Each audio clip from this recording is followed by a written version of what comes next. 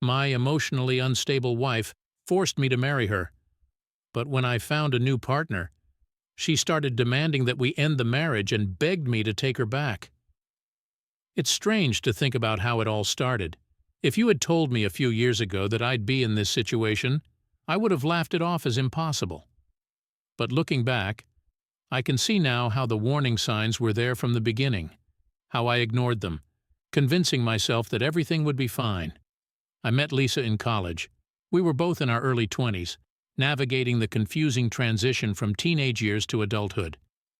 She was magnetic in a way that drew people to her effortlessly. Her energy was contagious. One minute she was the life of the party, the next she was quietly thoughtful, her deep brown eyes reflecting a sadness that she rarely let anyone see. It was that sadness, that vulnerability, that pulled me in. We started dating quickly. It wasn't long before Lisa's emotions began to surface in more intense ways. One moment, she'd be on top of the world, full of excitement and plans for our future.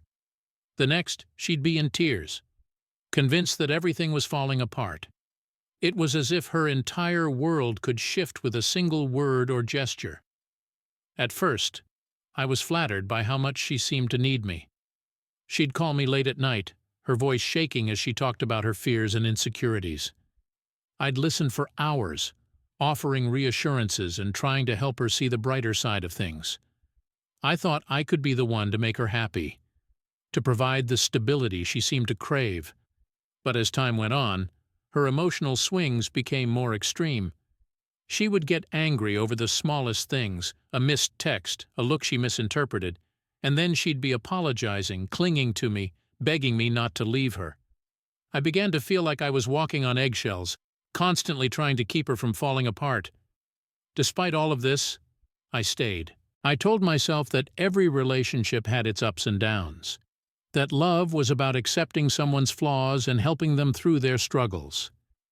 Lisa had a way of making me feel responsible for her well-being, like I was the only one who could keep her grounded. I started to believe that if I just loved her enough, everything would eventually get better. But the pressure was exhausting. I began to notice how much of myself I was sacrificing to keep Lisa happy. My friends started to drift away, tired of hearing about our latest fight or my attempts to explain away her erratic behavior. I stopped doing the things I enjoyed, afraid that taking time for myself would upset her. Then came the day she brought up marriage. We had been dating for about 2 years, and things had gotten more complicated. We were both out of college and trying to figure out what came next. Lisa had been hinting at the idea for a while, but I had always managed to deflect the conversation. The truth was, I wasn't ready. I cared about her, but the thought of committing to a lifetime of her emotional roller coaster was terrifying. But Lisa didn't see it that way. To her, marriage was the solution to all our problems. It was a way to cement our relationship, to prove that I was committed to her no matter what. She started talking about it all the time, dropping hints, showing me engagement rings she liked. It was clear that she was serious, and the pressure was building. One night, after another one of our arguments, Lisa broke down completely. She was crying uncontrollably, saying that she didn't know what she would do if I ever left her. She accused me of not loving her enough, of not being willing to take the next step in our relationship. I tried to calm her down, to tell her that I cared about her, but nothing I said seemed to help. Then, in the middle of her breakdown, she looked at me with those tear-filled eyes and said something that made my heart stop. "If you don't marry me, I don't know what I'll do. I need you. Please, just say yes." There was something in her voice that scared me, a desperation, a plea that felt like a threat. I could see how fragile she was, how close she was to breaking completely. And in that moment I felt like I didn't have a choice. Saying no didn't feel like an option, not when she was standing there, her entire world seemingly balanced on my response. So I said yes. I told myself that it was the right thing to do, that once we were married, things would get better.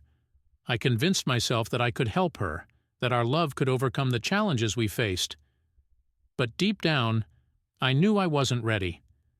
I knew that I was being driven by fear and guilt, not by a desire to spend the rest of my life with her. The engagement was quick. Lisa didn't want to wait, and I didn't have the energy to argue. We planned a small wedding, just close friends and family, and before I knew it, I was standing at the altar watching Lisa walk down the aisle in a beautiful white dress, her face glowing with happiness. But as I stood there, surrounded by people who were smiling and cheering, I felt a pit in my stomach. This wasn't how I had imagined my wedding day. I wasn't overwhelmed with joy or excitement. Instead, I felt like I was being pulled into something I wasn't ready for, something that I wasn't sure I could handle. When I said I do, it felt more like a resignation than a promise. I looked into Lisa's eyes and saw the relief there, the belief that everything would be okay now that we were married. But all I could think about was how trapped I felt, how I had let myself get into this situation. As we left the ceremony and headed to the reception, I tried to push those thoughts aside. This was my life now. I had made a commitment, and I was going to honor it. I told myself that things would get better, that we would find a way to make it work. But deep down, I knew the truth. I had married Lisa out of fear, out of a sense of obligation, not out of the love and excitement that should come with such a commitment. And as much as I wanted to believe that we could overcome the challenges ahead, a part of me knew that our marriage was built on a shaky foundation, a foundation that wouldn't hold for long. The early days of our marriage were a blur of adjustments and compromises. I kept telling myself that things would settle down, that once we found our rhythm, Lisa's emotional outbursts would ease. But if anything, the pressure of being married seemed to amplify her instability. The highs and lows that had once been manageable became even more intense, and I found myself constantly on edge, bracing for the next storm. At first, I tried to be patient. I wanted to believe that we were just going through the typical growing pains of newlyweds, that this was all part of the process of learning to live together. But as weeks turned into months, it became clear that what we were experiencing wasn't normal. The mood swings, the constant accusations, the never-ending cycle of apologies and promises to do better, it was all too much. Every day felt like walking through a minefield. Lisa would latch on to the smallest things, a comment I made, the way I looked at her, or even how long I took to reply to a text. One moment she'd be affectionate and loving, the next she'd accuse me of not caring, of being distant and uncommitted. And no matter how much I reassured her, it was never enough. The worst were the fights. They would start out of nowhere, often over something trivial, and quickly escalate into full-blown arguments. Lisa would scream and cry, throwing out wild accusations that I was hiding something from her, that I didn't really love her. She'd tear into me, saying things that cut deep, words meant to wound, and then just as suddenly the anger would vanish, replaced by overwhelming remorse. She'd collapse into tears, begging for forgiveness, promising that she didn't mean any of it, that she loved me more than anything in the world. She'd cling to me, sobbing uncontrollably, saying that she couldn't bear the thought of losing me. At first, I would try to comfort her, to soothe her and tell her that everything was okay. But over time, my responses became mechanical, devoid of real emotion. I was exhausted, worn down by the constant drama. I felt like I was suffocating, trapped in a marriage that was draining the life out of me. I started to pull away, emotionally distancing myself from Lisa in an attempt to protect my own sanity. I spent more time at work, volunteering for extra shifts or taking on projects that would keep me out of the house longer. When I was home, I tried to keep the peace, doing whatever I could to avoid triggering another outburst. But no matter how much I gave, it was never enough. Lisa noticed the change in me, and it only made things worse. She became more clingy, more demanding, desperate to regain the connection she felt slipping away. She'd accuse me of not loving her anymore, of cheating, of plotting to leave her. The more she tried to hold on, the more I wanted to escape. My friends and family started to notice the strain I was under. They'd ask if everything was okay, if I needed to talk about anything, but I brushed them off, too ashamed to admit the truth. I had made my choice, and now I was living with the consequences. I didn't want anyone to know how miserable I was, how trapped I felt in a marriage I had never really wanted. But the cracks were starting to show. My frustration and resentment toward Lisa grew with each passing day, and it was becoming harder to hide. I started to dread coming home, to avoid conversations with her whenever possible. Even when we weren't fighting, the atmosphere between us was tense, heavy with unspoken words and unmet expectations. The moments of peace were few and far between, and they never lasted long. Whenever things seemed to be calming down, Lisa would find a new reason to be upset, a new way to pull me back into the cycle of emotional turmoil. It was exhausting, and I could feel myself slipping further and further away from her, from the person I had once been. One evening, after yet another fight that had left me drained and hollow, I found myself sitting alone in the dark, trying to make sense of the mess my life had become. I knew I couldn't go on like this, but I didn't know how to change it. I felt trapped, bound by the vows I had made, by the promises I had given Lisa, even though I wasn't sure I could keep them anymore. It was in that moment, as I sat there staring into the darkness, that I realized something terrifying. I wasn't just unhappy. I was losing myself. The person I had once been was slipping away, buried under the weight of a marriage that was slowly destroying me. But what could I do? Leaving Lisa felt impossible, like a betrayal of everything I had promised her, yet staying felt like a slow death, a life of endless misery and sacrifice. I was caught in a web of obligation and guilt, and I couldn't see a way out. As I lay in bed that night, Lisa asleep beside me, I stared at the ceiling, feeling the walls close in around me. I had made my choice, and now I was paying the price. But the longer I stayed, the more I realized that this wasn't just about Lisa's emotional instability. It was about my own inability to stand up for myself, to make the hard decisions that would protect my own well-being. And as I drifted off to sleep, I couldn't shake the feeling that something had to change. Because if it didn't, I wasn't sure how much longer I could hold on.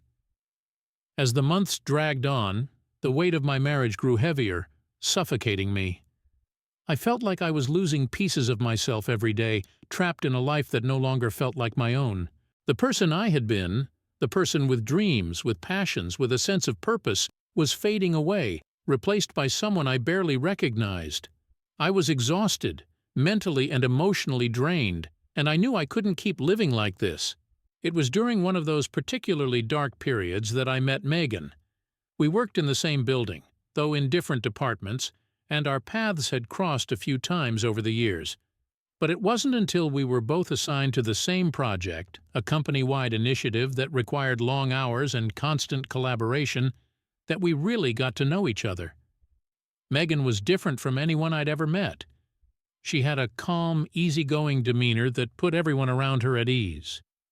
She was the kind of person who could make you feel like you were the only one in the room, simply by the way she listened and engaged in conversation. There was a quiet strength in her, a confidence that wasn't overbearing but simply reassuring. At first, our relationship was purely professional. We worked well together, complementing each other's skills and making quick progress on the project. But as the hours piled up and we spent more and more time together, our conversations started to drift beyond work. We talked about our lives, our families, our hopes, and our fears. Megan was a good listener, and she had a way of drawing me out, making me feel comfortable enough to open up in a way I hadn't done in a long time. It started with small things, talking about the stress of work, the challenges of managing expectations. But gradually, our conversations became more personal.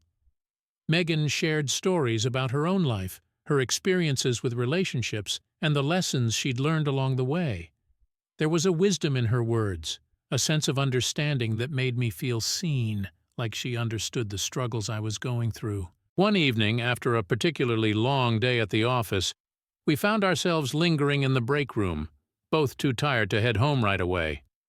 Megan was sipping on a cup of coffee, and I was nursing a bottle of water, the silence between us comfortable. "You seem different lately," Megan said after a while, her voice gentle but probing. "Is everything okay?" Her question caught me off guard. No one had asked me that in a long time, at least not in a way that made me feel like they genuinely cared about the answer. I hesitated, not sure how much to share, but the words came out before I could stop them. "I'm not sure," I admitted, feeling a lump rise in my throat. "Things at home are complicated. I guess I'm just trying to figure it all out." Megan nodded, her eyes full of empathy. Relationships can be tough. It's easy to lose yourself in them, especially when things aren't going well. Her words hit closer to home than I wanted to admit. I looked down at the bottle in my hands, turning it over in my fingers. "Yeah," I said quietly, "that's exactly what it feels like. Like I'm losing myself." Megan didn't press for details, but she didn't need to. Her presence was enough, a quiet reminder that I wasn't alone, that someone understood what I was going through. And for the first time in a long while, I felt like I could breathe, like I didn't have to carry the weight of my marriage all by myself. As the weeks passed, Megan and I grew closer. We spent more time together, both at work and outside of it. We'd grab lunch or coffee, talking about everything and nothing, enjoying the ease of each other's company. It was a stark contrast to the tension that awaited me at home, the constant arguments and emotional roller coasters with Lisa. I knew I was walking a dangerous line. My feelings for Megan were deepening, and it terrified me. I was still married, still tied to a woman who, despite everything, depended on me for her emotional stability. But the more time I spent with Megan, the more I realized how much I had been missing, how much I craved the calm, steady presence she provided. One evening, after another exhausting fight with Lisa, I found myself driving aimlessly, not wanting to go home. I ended up at a small park on the edge of town, a place I had never been before. The sun was setting, casting a warm golden glow over the trees and the lake. It was peaceful, a stark contrast to the chaos of my life. As I sat on a bench, watching the water ripple in the fading light, my phone buzzed in my pocket. It was a text from Megan. "Hey, are you okay? You seemed off today."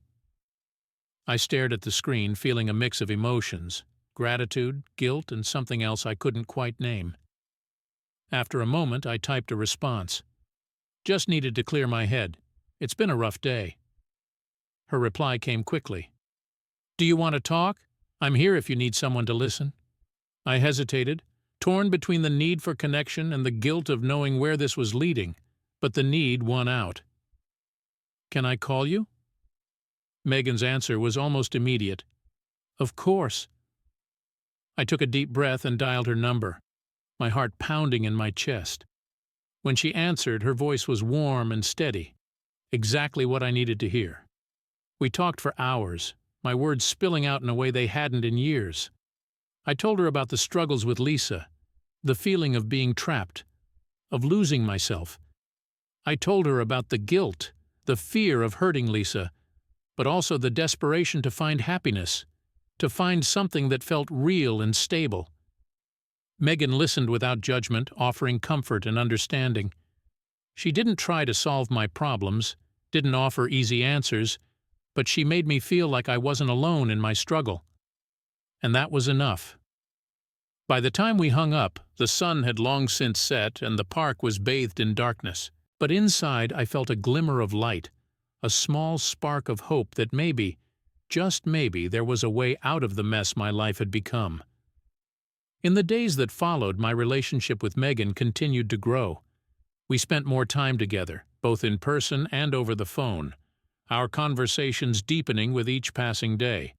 And with every laugh, every shared story, every moment of connection, I felt myself being drawn closer to her, like a moth to a flame. But I knew that flame could burn me. I was still married, still tied to Lisa, and the guilt of what I was doing gnawed at me. Yet I couldn't stop. Megan was a lifeline, a way out of the darkness that had consumed me for so long. And the more time I spent with her, the more I realized that I couldn't go back to the way things were. I was falling for Megan, and with that realization came the understanding that something had to give. I couldn't continue living this double life, torn between the duty to my wife and the desire for something more. I had to make a choice that would change everything.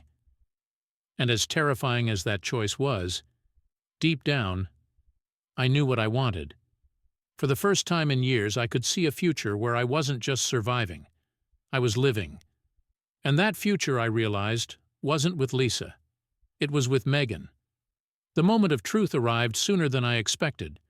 I had been teetering on the edge for weeks, caught between the life I had with Lisa and the one I was starting to imagine with Megan. Every day felt like a balancing act, trying to keep both worlds from colliding, but deep down, I knew it couldn't last. It was a Friday evening when everything came crashing down. I had spent most of the day at work, mentally preparing myself for the weekend, a time that used to be a welcome break but had turned into a dreaded stretch of forced togetherness with Lisa. I had been texting Megan throughout the day as usual, our messages filled with the easy banter and warmth that had become our norm.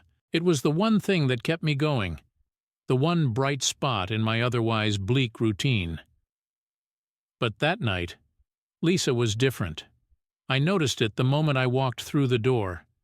She was unusually quiet, her movements stiff and deliberate. There was a tension in the air, something heavy and oppressive that set me on edge. "Hey," I said cautiously, hanging up my coat. "How was your day?" She didn't respond immediately. Instead, she continued folding laundry, her back turned to me. When she finally spoke, her voice was low, almost too calm. "We need to talk." My heart sank. Those words never preceded anything good, especially not with Lisa. I braced myself, trying to keep my expression neutral. "Okay, what's going on?" She turned to face me, and the look in her eyes made my stomach drop. There was no anger, no tears, just a cold, hard determination that I hadn't seen before. "Who is she?" she asked, her voice barely above a whisper. For a moment, I froze, my mind racing. But there was no point in pretending I didn't know what she meant. Somehow she had found out about Megan. "Lisa," I started, but she cut me off. "Don't lie to me," she said, her voice trembling now, the calm exterior cracking. "I know you've been seeing someone else. I've known for a while. I didn't want to believe it." Guilt washed over me, a sickening wave that left me reeling. I opened my mouth to speak, to explain, but the words wouldn't come. How could I justify what I had done? How could I explain the choices I had made, the betrayal I had committed? Lisa's eyes filled with tears, and she shook her head, as if trying to make sense of it all. "Why? Why did you do this? Wasn't I enough?" The pain in her voice cut through me like a knife. This was the moment I had feared, the moment I had tried so hard to avoid. But now that it was here, I realized that it was inevitable. There was no going back, no undoing what had been done. "I'm sorry, Lisa," I said quietly, the words feeling hollow even as I spoke them. "I didn't mean for it to happen. But things between us, they haven't been right for a long time." She let out a bitter laugh, wiping her tears away with the back of her hand. "And you think cheating on me is going to fix that? You think running off with someone else is the answer?" "No," I replied, shaking my head. "I don't. But I can't keep lying to you. I can't keep pretending that everything's okay when it's not." Lisa stared at me, her expression a mixture of heartbreak and anger. "So, what now? Are you leaving me? Is that what this is?" I looked at her, feeling the weight of the decision that I had been avoiding for so long. This was it, the turning point, the moment when everything would change. And as much as I hated the pain it would cause, I knew what I had to do. "Yes," I said finally, my voice firm but laced with regret. "I think we both know that this marriage isn't working. It hasn't been for a long time. We're both miserable, and staying together is only making it worse." For a moment, Lisa didn't say anything. She just stood there, staring at me with a mixture of disbelief and devastation. And then, without warning, she broke down. The tears came hard and fast, her sobs shaking her entire body as she sank to the floor. "I gave everything to you," she cried, her voice choked with emotion. I tried so hard to make you happy, to be what you needed. And now you're just leaving?" I knelt beside her, wanting to offer comfort, but knowing that I was the last person she wanted comfort from. "I'm so sorry, Lisa," I whispered. "I never wanted to hurt you, but this isn't right for either of us. We're only hurting each other." She looked up at me, her eyes red and swollen from crying. "Do you love her?" she asked, her voice barely audible. I hesitated, knowing that the truth would only add to her pain. But I couldn't lie to her, not now, not anymore. "Yes," I admitted, the word hanging heavily in the air between us. "But that doesn't mean I didn't care about you. I did, I do, but I can't keep living like this. We both deserve more than this." Lisa's face crumpled, and she let out a long, shuddering breath. "I don't know what to do," she whispered. "I don't know how to be without you." Her words hit me like a punch to the gut, the full weight of what I was doing crashing down on me. But even as I felt the guilt and sorrow wash over me, I knew that this was the right choice. We had both been living in a state of denial, clinging to a relationship that was tearing us apart. "I'll help you," I said softly. "We'll figure this out together. But we can't keep pretending that everything's okay. We need to move on, both of us." Lisa didn't respond. She just buried her face in her hands, her sobs growing quieter but no less heart-wrenching. I sat beside her, my own heart heavy with the realization that this was the end of the life we had built together, the end of a marriage that had been doomed from the start. When Lisa finally lifted her head, her eyes were hollow, drained of the fire and emotion that had always defined her. She looked at me with a kind of resignation, as if she had finally accepted the truth that she had been fighting against for so long. "Okay," she said quietly, her voice hoarse from crying. "We'll end it." The words hung in the air, final and irrevocable. There was no going back now, no second chances. This was the end of our marriage, the end of the life we had once imagined together. But even as I felt the weight of that realization, I also felt a strange sense of relief. The secret I had been carrying for so long was finally out in the open, and for the first time in years, I could see a way forward, a path that wasn't clouded by guilt and obligation, but by the hope of something better. Lisa and I sat together in silence for a long time, neither of us knowing what to say or how to move forward.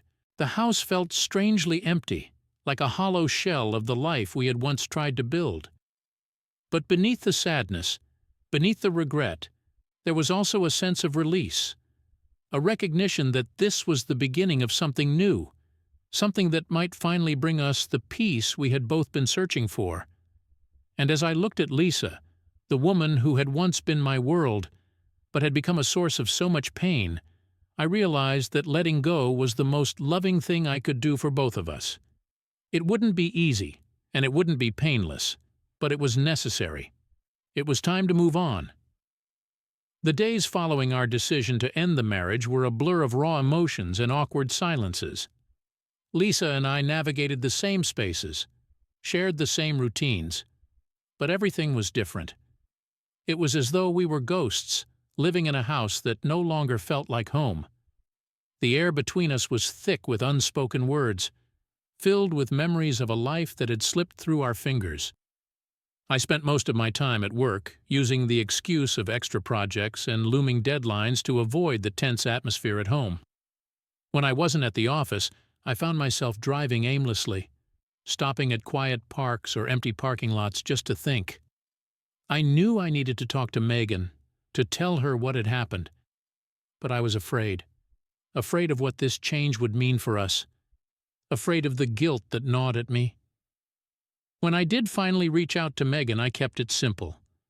I told her that Lisa and I had decided to separate, that the marriage was over, and that I needed some time to sort things out. She was supportive, as always, but I could sense her hesitation. I didn't blame her. She had been pulled into the chaos of my life, and now that I was finally taking steps to untangle myself from it, she wasn't sure what that meant for us. But while I was trying to process everything, Lisa was falling apart. It started with the small things. Distant looks, long sighs, her retreating into the bedroom for hours at a time. I tried to give her space, thinking that we both needed time to come to terms with our decision. But soon, her behavior became more erratic. One moment she'd be silent, lost in her thoughts, and the next she'd be pleading with me to reconsider, to give our marriage another chance. "Please," she would say, her voice trembling with desperation, "we can make this work. We've been through so much. We can fix this." Each time she asked, my resolve weakened just a little more. I'd find myself standing there, unable to look her in the eye, feeling the weight of her emotions pressing down on me like a vice. It was the same cycle we'd been trapped in for years, her needing me, and me feeling guilty for not being able to give her what she wanted. But I knew the truth. No matter how much she begged or how deeply she apologized, we couldn't go back. The cracks in our relationship were too deep, and trying to patch them up would only prolong the inevitable. Yet every time she pleaded with me, I felt the familiar pull of responsibility, the voice in my head telling me that I couldn't just leave her like this. The push and pull between us became unbearable. One day Lisa would be calm and resigned, talking about how we could divide our assets, how she could move in with a friend until she found her own place. She'd talk about the divorce as if it were just another task on her to-do list, something to be checked off and moved past. But then, just as I'd start to feel like we were moving forward, she'd flip. She'd suddenly be at my side, tears streaming down her face, begging me to stay. She'd tell me how much she loved me, how she couldn't imagine life without me, how she'd change. Anything to make it work. "I'll do anything," she'd say, clutching my hands like a lifeline. "Just don't leave me, please don't leave me." And each time I'd feel a mix of sorrow and frustration, wanting to help her, wanting to make her pain go away, but knowing deep down that staying would only make things worse for both of us. The more she begged, the more I pulled away. I couldn't keep doing this constant back and forth, this emotional tug-of-war that was tearing both of us apart. But no matter how many times I tried to explain that, Lisa wouldn't or couldn't accept it. One evening, after yet another emotional breakdown, I finally reached my breaking point. Lisa had spent hours crying, pleading with me to reconsider, and I had stood there, feeling like a monster for not being able to give her the answer she wanted. When she finally retreated to the bedroom, exhausted and defeated, I left the house without a word. I drove to the only place I could think of, Megan's apartment. I knew it wasn't fair to her, to bring her into this mess when I hadn't even fully dealt with it myself, but I had nowhere else to go. I needed someone who understood, someone who could help me make sense of the chaos that had become my life. Megan opened the door almost immediately, her expression softening when she saw me standing there, looking like I was on the verge of collapse. "Come in," she said gently, stepping aside to let me enter. As soon as the door closed behind me, the weight of everything I'd been holding in came crashing down. I felt tears welling up in my eyes, the guilt, the exhaustion, the fear, all of it spilling out in a way I hadn't allowed myself to express before. Megan didn't say anything. She just pulled me into her arms, holding me as I broke down, her presence steady and comforting. For the first time in what felt like forever, I let myself feel everything, the pain, the regret, the hopelessness. And I knew that Megan wasn't judging me for any of it. She was just there, offering the quiet support I so desperately needed. When I finally pulled back, wiping my eyes, I felt a strange mixture of relief and dread. I knew I couldn't keep doing this, couldn't keep running to Megan whenever things got too hard with Lisa. But I also knew that I couldn't face it alone. "I don't know what to do," I admitted, my voice raw from crying. "She keeps asking me to stay, but I know it's not right. I know it's not what either of us needs, but I can't stand seeing her like this." Megan nodded, her expression thoughtful. "You can't keep going back and forth," she said gently. "You need to make a decision and stick to it, for both of your sakes." Her words, though simple, hit me like a punch to the gut. She was right. I was dragging this out, letting the fear of hurting Lisa keep me trapped in a cycle that was only causing more pain. It wasn't fair to Lisa, and it wasn't fair to Megan, or to myself. "I know," I whispered, the truth of it settling deep into my bones. "I know I need to end this, but how do I do that? How do I walk away when she's so broken?" Megan looked at me with a mixture of compassion and firmness. "You can't save her, no matter how much you want to. She has to find her own way, just like you do. But staying in a marriage that's making you both miserable isn't the answer." I nodded, knowing she was right, but still feeling the weight of the decision pressing down on me. It was time to stop running, to face the reality of the situation head-on. I had to end things with Lisa once and for all, not just for my sake, but for hers, too.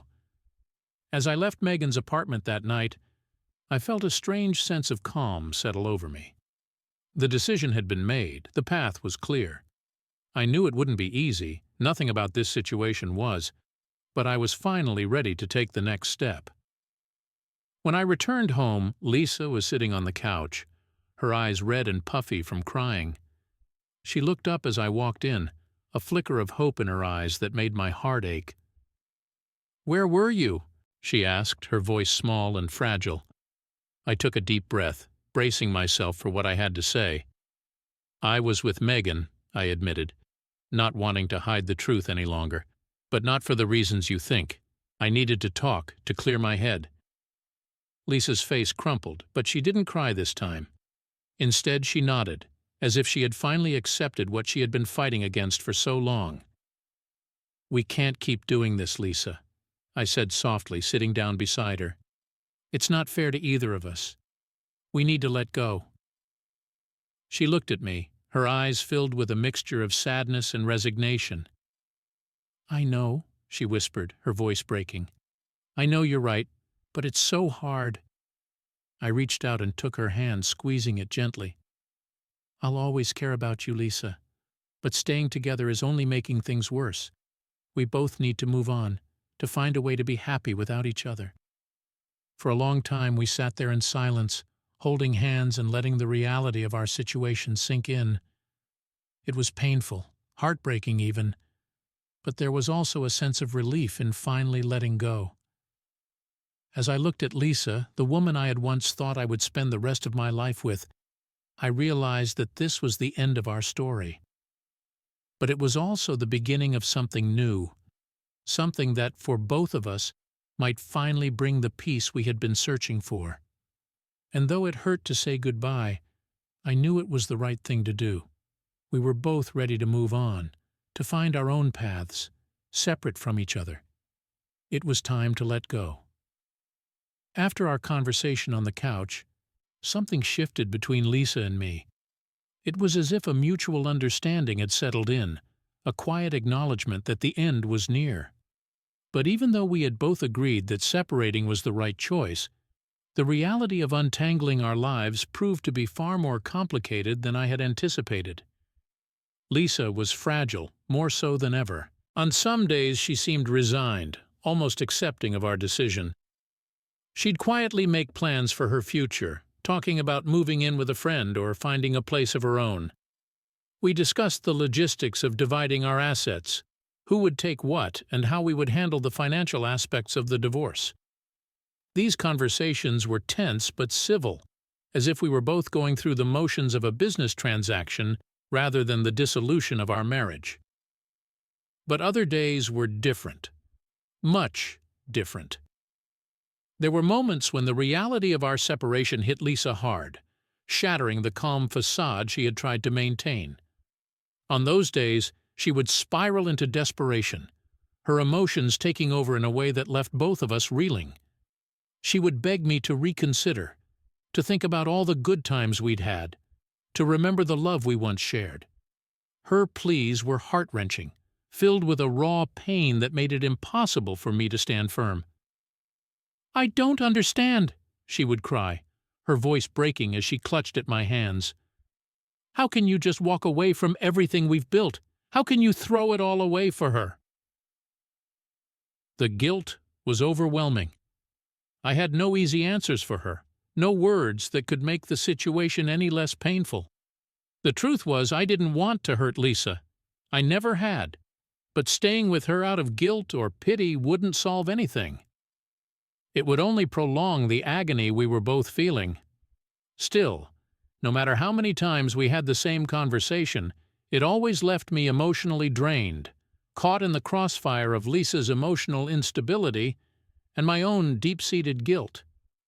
I began to question myself, wondering if I was truly making the right decision or if I was simply running away from the mess I had helped create. Megan's presence in my life became both a comfort and a source of conflict. I knew she was waiting for me to fully commit, to make a clean break with Lisa so we could start a life together without the shadows of my past hanging over us. But the more I tried to move forward, the more I found myself being pulled back into the chaos of my marriage. I didn't want to burden Megan with the details of what was happening at home, but it was impossible to hide the toll it was taking on me. Every time I saw her, she'd ask how things were going, her concern evident in her eyes. And every time, I'd struggle to find the right words, torn between the need to protect her from the mess and the desire to be honest about what I was going through. One evening, after a particularly difficult day with Lisa, I met Megan for dinner at a quiet restaurant downtown. I had hoped the change of scenery would help clear my mind, but as soon as we sat down, I could feel the weight of everything pressing down on me. Megan noticed immediately. "You look exhausted," she said, her voice filled with concern. "What's going on?" I hesitated, not wanting to drag her into the emotional whirlwind that was my life, but the look in her eyes told me she wouldn't accept a half-hearted answer. "It's just everything," I finally admitted, running a hand through my hair. "Lisa's having a really hard time letting go. She keeps going back and forth and it's tearing me apart." Megan reached across the table, taking my hand in hers. Her touch was warm, steady, a grounding presence in the storm I was living through. "I can't imagine how hard this must be for you," she said softly. "But you can't keep letting her pull you back. You've made your decision. You need to follow through for both of your sakes." "I know," I said, my voice strained with the weight of it all. "But it's so hard, Megan. She's hurting so much and I feel like I'm the one who's causing all of it." "You're not," Megan replied firmly, squeezing my hand. "This isn't just about you. Lisa has her own issues to work through, and you can't fix them by staying in a marriage that isn't working. You're not responsible for her happiness. You both need to find that on your own." Her words made sense, but they didn't make the situation any easier. The truth was, I felt torn in two, between the life I had promised Lisa and the life I wanted with Megan, and the more I tried to reconcile the two, the more impossible it seemed.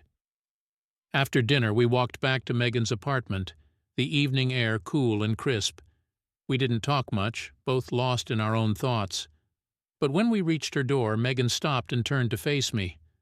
"I care about you," she said, her voice steady but filled with emotion.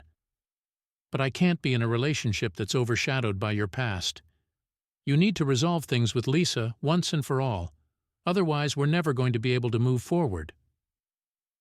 Her words hung in the air, a painful but necessary truth. I knew she was right. I couldn't keep living in limbo, caught between two worlds that were tearing me apart. I needed to make a choice, to take control of my life and stop letting guilt dictate my actions. That night, as I drove back to the house I still shared with Lisa, I made a decision. No more back and forth. No more getting caught in the crossfire of emotions that were destroying both of us. I needed to end this, for good. When I walked through the front door, the house was dark and quiet, save for the soft glow of the TV in the living room. Lisa was curled up on the couch, her face illuminated by the flickering screen. She looked up as I entered, her eyes tired and sad, but she didn't say anything. I sat down beside her, my heart heavy with the weight of what I was about to say. "Lisa," I began, my voice calm but resolute, "we can't keep doing this. I know it's hard, but we need to let go. We need to end this, completely." She didn't respond right away, just stared at the TV as if trying to find the words. When she finally spoke, her voice was barely more than a whisper. "I know," she said, her tone resigned. I don't know how to say goodbye." Her words broke something inside me, but I knew that this was the moment we both needed. I reached out and took her hand, holding it gently. "We don't have to say goodbye all at once," I said softly. "But we do have to move on. We both deserve to be happy, and this isn't the way." Lisa nodded slowly, tears welling up in her eyes. "I loved you so much," she whispered, her voice trembling. "I just wanted us to be happy." "I know," I replied, my own voice thick with emotion, "and I'll always care about you. But this isn't the end for either of us. It's just the beginning of something new." We sat there for a long time, holding hands, both of us grieving the life we had tried so hard to build but had ultimately lost.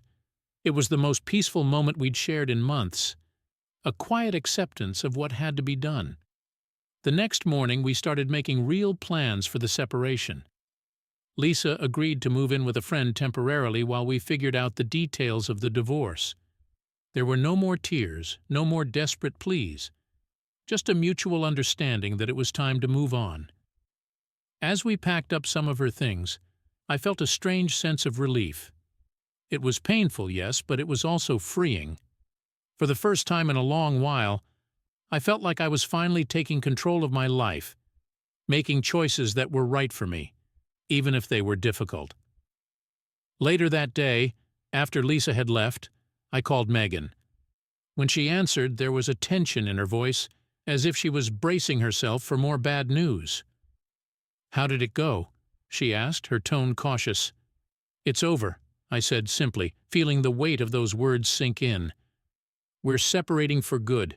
She's staying with a friend for now, and we're going to start the divorce process soon." There was a long pause on the other end of the line, and I could almost hear Megan processing what I had said. Finally she spoke, her voice soft but filled with a cautious hope. "That must have been really hard."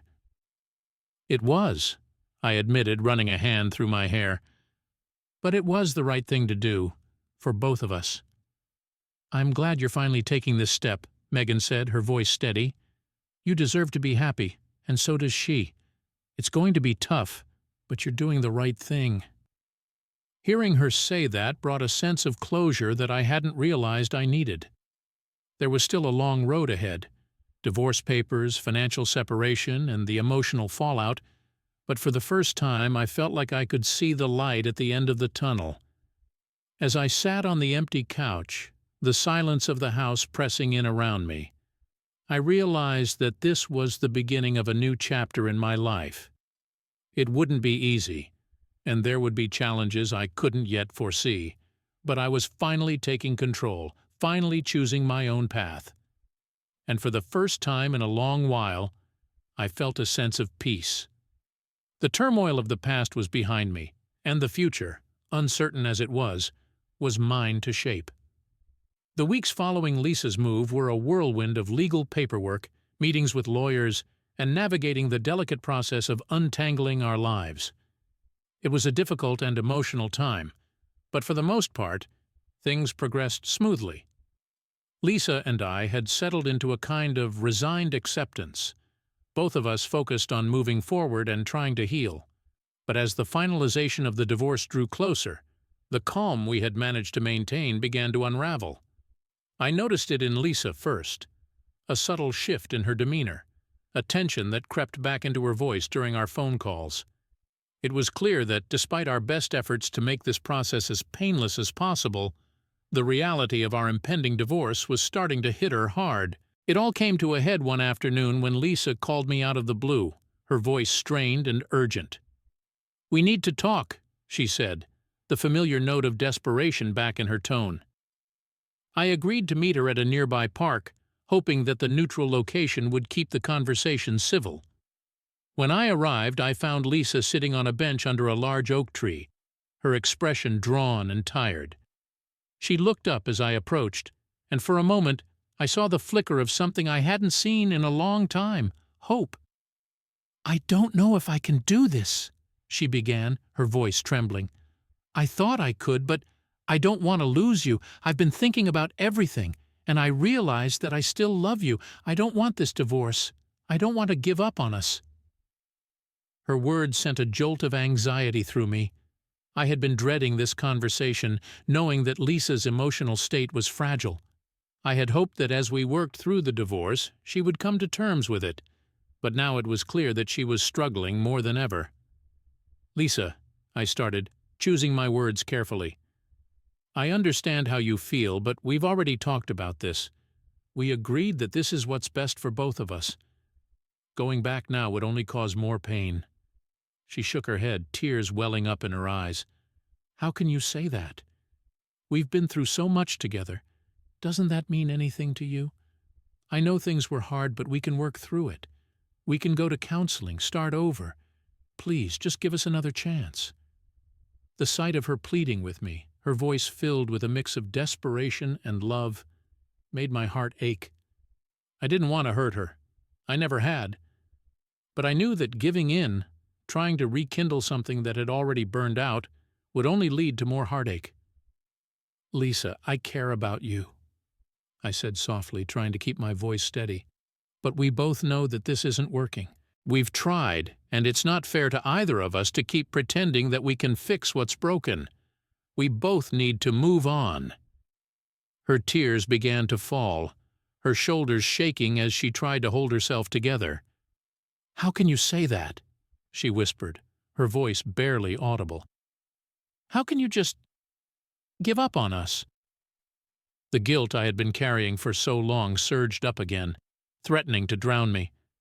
But I knew that I had to stay strong, for both our sakes. "I'm not giving up," I said gently, "but staying together out of fear or guilt isn't love. It's not fair to you, and it's not fair to me. We deserve to find happiness, even if that means being apart." Lisa stared at me through her tears, her expression a mix of pain and disbelief. "So that's it?" she asked, her voice breaking. "You're choosing her over me?" I knew this was coming, but hearing it still hit me like a punch to the gut. "It's not about choosing her," I said, my voice thick with emotion.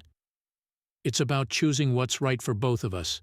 We've been unhappy for a long time, and staying together isn't going to change that. I want you to be happy, Lisa, truly. But I can't give you what you need." For a long moment she said nothing, just sat there with her hands clasped tightly in her lap, tears streaming down her face. I could see the struggle in her eyes, the war between holding on and letting go. Finally she looked away, wiping her tears with the back of her hand. I don't know how to let go," she whispered. "But I guess I don't have a choice, do I?" The resignation in her voice was heartbreaking, but it was also a sign that she was beginning to accept what had to happen. "You do have a choice," I said softly. "You can choose to move forward, to find happiness on your own terms. I'll always care about you, but we both need to let go." Lisa nodded, though I could see how much it pained her to do so. "I'll try," she said, her voice shaky. "I'll try to move on." I reached out and gently squeezed her hand, offering what little comfort I could. "We'll both try," I said, knowing that the road ahead would be difficult for both of us. We sat there in silence for a while longer, the weight of our conversation settling in. Eventually, Lisa stood up, wiping away the last of her tears. "I should go," she said quietly. "I need some time to think." I nodded, watching as she turned and walked away, her shoulders slumped with the weight of everything we had just talked about. As she disappeared down the path, I felt a mix of relief and sorrow. This was the end, the final confrontation that had been building for so long, and while it was painful, it was also a necessary step toward healing. As I walked back to my car, I thought about Megan, about the future we might have together. The path was still uncertain, but I knew now that I couldn't keep looking back. It was time to fully embrace the life I wanted, to move forward with the knowledge that I had done everything I could to make things right. The next day, I called Megan and told her about the conversation with Lisa. There was a sense of finality in my voice that hadn't been there before, and I could tell that Megan noticed it too. "So it's really over?" she asked, her voice tentative. "Yes," I replied, feeling a strange sense of peace. "It's over. We're both ready to move on." Megan was quiet for a moment, and when she spoke again, there was a note of hope in her voice. "I'm glad for both of you, and for us." "So am I," said, realizing that I meant it. The future was uncertain, but for the first time in a long while I felt ready to face it, knowing that I had made the right choice, even if it had been a difficult one. As I hung up the phone, I looked out the window, the sun setting on another day. It was the end of one chapter, but the beginning of another, a chapter that was mine to write, without the weight of the past holding me back. And this time, I was ready to embrace whatever came next. In the days that followed my final conversation with Lisa, the sense of closure I had been seeking began to settle in. There were still legalities to be handled, paperwork to be signed, and lingering emotional wounds that would take time to heal, but the heavy weight of indecision that had plagued me for so long had finally lifted. For the first time I could see a clear path forward, one that I was ready to embrace. Lisa and I continued to communicate, but our conversations were brief and focused on practical matters. The emotional intensity that had defined our relationship for so long was fading, replaced by a quiet, mutual understanding. We both knew that we were moving on, and though it was painful, it was also necessary. One afternoon I received a text from Lisa that caught me off guard. She had been staying with a friend while we sorted out the logistics of the divorce, but now she was reaching out to let me know that she had found an apartment of her own. "I signed the lease today," she wrote. "I think it's time we both had some space to start over. I hope you understand." I stared at the message, a mix of emotions swirling inside me. This was the final step, the last tie that would be severed as we both moved on with our lives. But instead of the sadness I expected to feel, there was a sense of relief, a confirmation that we were doing the right thing. "I'm glad you found a place," I replied. "I think space is exactly what we both need. I wish you all the best, Lisa. Truly." Her response was simple, but it carried a weight that was unmistakable. "Thank you. I wish you the best, too." With that, the door to our marriage quietly closed, and I knew that it was time to fully step into the life that lay ahead of me. It wasn't just about the end of a relationship. It was about reclaiming my own identity, my own happiness, and my own future. Megan had been a constant presence during this time, always there to offer support and encouragement. But she had also given me the space I needed to work through everything on my own. We had kept our conversations light, avoiding the heavier topics that had dominated our relationship for so long. But now that the divorce was moving toward its final stages, I knew it was time to have a different conversation, a conversation about us. One evening, I invited Megan over for dinner. It wasn't anything fancy, just a simple meal I had cooked myself, but it felt significant, like the start of something new. As we sat down at the table, the atmosphere between us was different. The tension that had been there before, the uncertainty, had given way to a sense of calm and possibility. As we ate, we talked about everything: work, friends, plans for the weekend. But the underlying current of something more was there, waiting to be acknowledged. After the plates were cleared and we were sitting with glasses of wine in hand, I decided it was time to address it. "Megan," I began, my voice steady but filled with emotion, "I want to thank you for being so patient with me, for giving me the space I needed to sort everything out." She looked at me, her eyes soft and understanding. "I know it hasn't been easy for you," she said quietly. "But I'm glad you're finally finding some peace. You deserve that." "I'm starting to feel like I can finally breathe again," I admitted, reaching across the table to take her hand. But now that things with Lisa are coming to an end, I want to talk about us." Megan's gaze met mine, and I could see the mix of hope and caution in her expression. "What do you want to talk about?"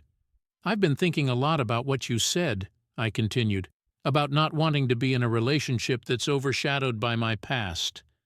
I know that I still have some healing to do, but I also know that I want to move forward. With you." Megan's eyes brightened, but she didn't say anything, waiting for me to finish. "I don't want to rush things," I said, squeezing her hand gently. "But I also don't want to hold back anymore. I care about you, Megan, and I want to see where this can go, if you're willing to take that step with me." A slow smile spread across her face, and she squeezed my hand in return. "I've been waiting for you to say that," she said softly, "and I'm willing to take that step as long as we both take it together." Relief washed over me, and I felt a warmth in my chest that I hadn't felt in a long time. This was the start of something new, something real, and it was a future I was ready to embrace. We spent the rest of the evening talking about our hopes, our fears, and what we wanted out of this relationship. It was an honest, open conversation, free from the shadows of the past that had once loomed so large. For the first time, I felt like I was making choices for myself. Choices that were guided by my own desires rather than by guilt or obligation.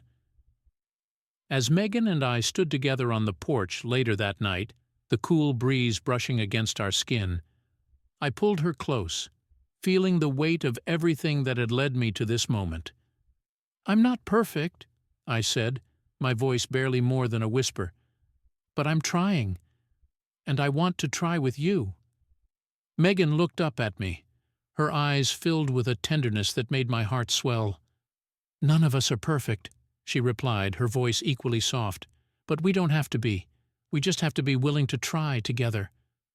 And with that, I leaned down and kissed her, feeling a sense of peace and rightness that I hadn't known in a long time. This was where I was meant to be, choosing my own path, with someone who understood and supported me. As we stood there, wrapped in each other's arms, I knew that the journey ahead wouldn't be without its challenges. But for the first time, I felt ready to face them. This was a new beginning, one that I had fought hard to reach, and I was determined to make the most of it. The past was behind me, and the future was mine to shape. And with Megan by my side, I knew that anything was possible. As Megan and I began to build our relationship, I found myself navigating a new reality, one where I was no longer tethered to the past, but focused on the future we were creating together. It was a strange and exhilarating feeling, this newfound freedom, and it brought with it a mix of emotions that I hadn't fully anticipated. The divorce from Lisa was finalized in the weeks following our last conversation. The legal process, while emotionally taxing, was straightforward. We both knew it was the right decision, and with each signature on the dotted line, it felt like another piece of the past was being put to rest. It was painful, but there was also a sense of closure, of finally being able to move on without looking back. After the divorce was finalized, I made a conscious effort to focus on the present and the future.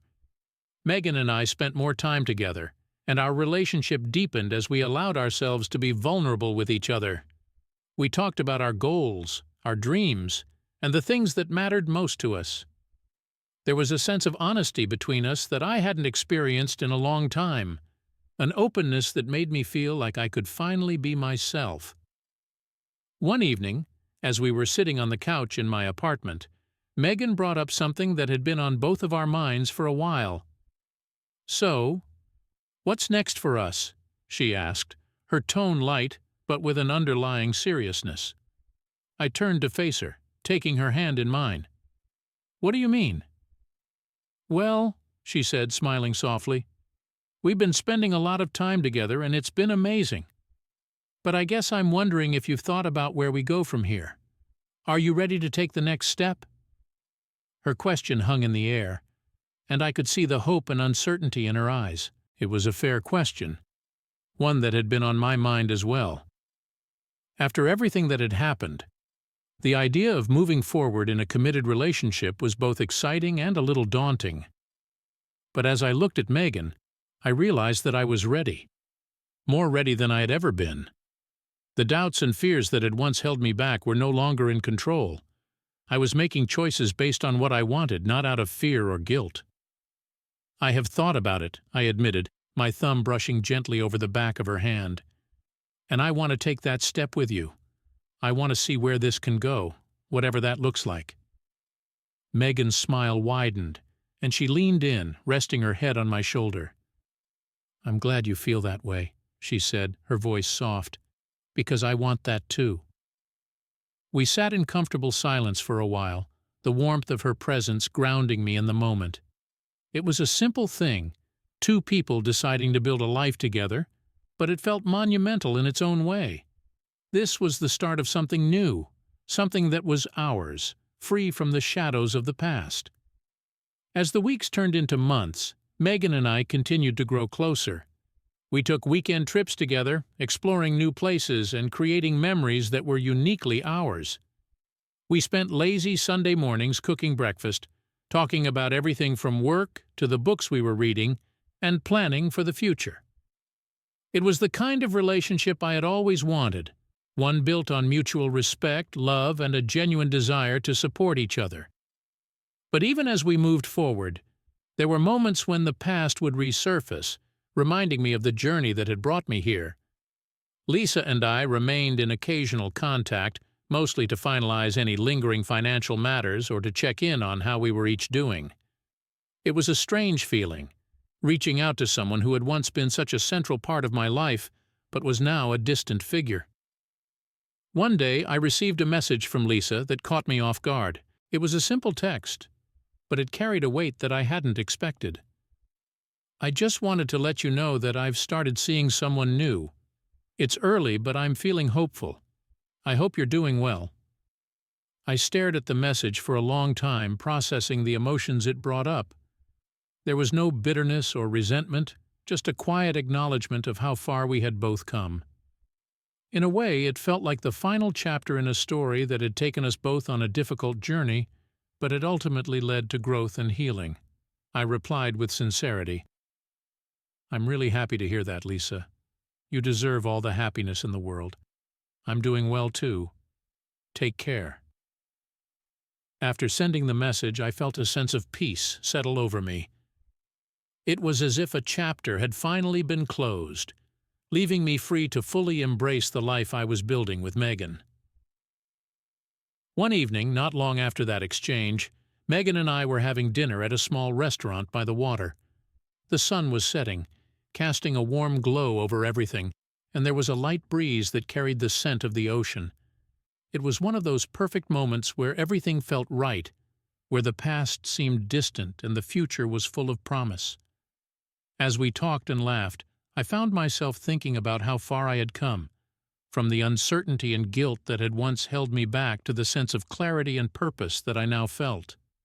It hadn't been an easy journey, but it had been worth it. I had found my way out of the darkness and into a life that felt true to who I was and who I wanted to be. After dinner, we took a walk along the beach, the sound of the waves providing a soothing backdrop to our conversation. At one point, Megan stopped and turned to me, a thoughtful expression on her face. "Do you ever think about what might have happened if things had been different?" she asked, her voice gentle. I knew what she meant. If I had made different choices, if I had stayed in my marriage, if I had never met her. It was a question I had asked myself many times, especially in the early days of our relationship. "I used to," I admitted, looking out at the horizon. "But not anymore. I've realized that everything that happened, even the difficult parts, brought me to where I am now. And where I am now is exactly where I want to be." Megan smiled, her eyes reflecting the soft glow of the setting sun. "I'm glad you feel that way," she said, taking my hand, "because I feel the same." We continued walking, the future stretching out before us like the open sea. There would be challenges ahead, moments of uncertainty, and times when the past might resurface. But I knew that I wasn't alone in facing any of it. I had chosen my path, and it was one that I was walking with someone who understood me, supported me, and loved me for who I was. It wasn't a perfect path, nothing ever was, but it was mine, and I was finally ready to embrace it fully. As we walked together, hand in hand, I realized that the journey wasn't about finding perfection or avoiding mistakes. It was about growth, about learning from the past, and about choosing to move forward with hope and love. And with Megan by my side, I knew that whatever the future held, we would face it together. As the months passed, life with Megan settled into a comfortable and fulfilling rhythm. The turbulence of the past seemed like a distant memory, replaced by a sense of calm and purpose that I had never fully experienced before. Our relationship had blossomed into something strong and steady, built on mutual respect, love, and an understanding of each other's journeys. Megan and I had moved in together, a natural progression in our relationship. The decision had felt right from the start, and once we were sharing a home, everything seemed to click into place. We each kept our own space and maintained our individual routines, but we also created new habits and traditions together. Every morning we made coffee and talked about our plans for the day. Every evening we cooked dinner side by side, enjoying the simple pleasure of each other's company. But it wasn't just the small, everyday moments that defined our relationship. It was the way we handled the challenges, the way we communicated openly and honestly, the way we made each other feel safe and valued. It was a partnership in the truest sense of the word, a relationship where we were both fully invested, both willing to put in the effort to make it work. One evening, after a long day at work, Megan and I decided to unwind on our balcony. The air was warm with the scent of summer, and the city lights twinkled in the distance. We sat side by side, a blanket draped over our legs, and watched the stars come out. Megan looked over at me, a content smile on her face. "You know, I never imagined that life could be this good," she said, her voice soft and reflective. "Not after everything we both went through." I nodded, understanding exactly what she meant. "Neither did I admitted. "But I think that's what makes it so special. We both had to go through a lot to get here, and now it feels like everything was leading to this." Megan reached out and took my hand, squeezing it gently. "Do you ever wonder what the future holds for us?" I thought about it for a moment, the question lingering in the warm evening air. "I used to wonder all the time," I said finally. "But now, I don't feel the need to anymore. I'm not worried about what's ahead because I know we'll face it together. Whatever happens, I know we can handle it." Megan's smile deepened, and she leaned in to rest her head on my shoulder. "I love you," she whispered, her voice full of emotion. "I love you too," I replied, feeling the warmth of those words settle into my heart. We sat in silence for a while, just enjoying the peacefulness of the moment. The future stretched out before us, full of unknowns, but I felt a sense of confidence and security that I had never known before. I had learned to trust in the process, to let go of the past, and to focus on the present, on the life we were building together. A few weeks later, as we were having dinner, Megan surprised me with a question I hadn't seen coming. "Do you ever think about getting married again?" she asked, her tone casual but with an underlying curiosity. The question caught me off guard, but it didn't unsettle me the way it might have in the past. I looked at her, seeing the love and trust in her eyes, and realized that I wasn't afraid of the idea anymore. "I do think about it," I said honestly, "and I think I'd like that someday. But only if it's something we both want when the time feels right." Megan smiled, her eyes softening. "I'm in no rush," she said, "but I think it's something I'd like too when the time comes." It was a simple conversation, but it left me with a sense of peace and clarity. The thought of marriage no longer filled me with fear or doubt. It wasn't about proving anything to anyone or trying to fix something that was broken. It was about celebrating the love we had built together, a love that was strong and healthy, a love that made both of us better. As the days turned into weeks, Megan and I continued to talk about the future, about the things we wanted to do together and the life we wanted to create. We talked about traveling, about possibly buying a house one day, about the possibility of starting a family. Every conversation brought us closer, deepening the bond we had formed. One evening, as we were sitting on the porch after dinner watching the sunset, Megan looked at me with a thoughtful expression. "You know, I've been thinking," she began, her voice soft but certain. "I don't want to wait any longer. I want to be with you in every way. I want to start planning our future, whatever that looks like." I felt a surge of emotion, a mixture of love, gratitude, and excitement. "Are you sure?" I asked, my heart pounding in my chest. Megan nodded, her eyes shining with certainty. "I've never been more sure of anything," she said. "I want to marry you. I want to build a life with you, starting now." Her words filled me with a sense of joy and anticipation. This was it, the moment I had been waiting for, the moment when everything felt right. "I want that too," I said, my voice thick with emotion. "I want to marry you, Megan. I want to spend the rest of my life with you." Megan smiled, and in that moment everything felt perfect. We had both been through so much, had faced our own struggles and challenges, but now we were here, ready to build a future together. A few months later, on a crisp autumn day, Megan and I stood in front of our closest friends and family, exchanging vows. It was a simple ceremony, just the way we wanted it, filled with love, laughter, and a deep sense of peace.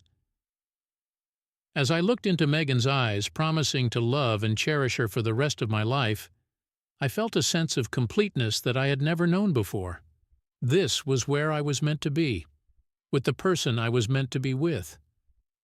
The journey to this moment hadn't been easy, but it had been worth it. Every challenge, every hardship, every difficult decision had led me here, to a place of love, happiness, and fulfillment.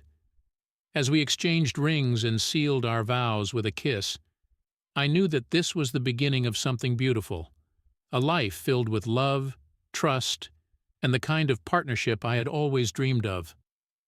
Megan and I walked down the aisle together, hand in hand, ready to face whatever the future held. And as I looked at her, my heart full of love and gratitude, I knew that we were exactly where we were meant to be. This was our story, and it was only just beginning.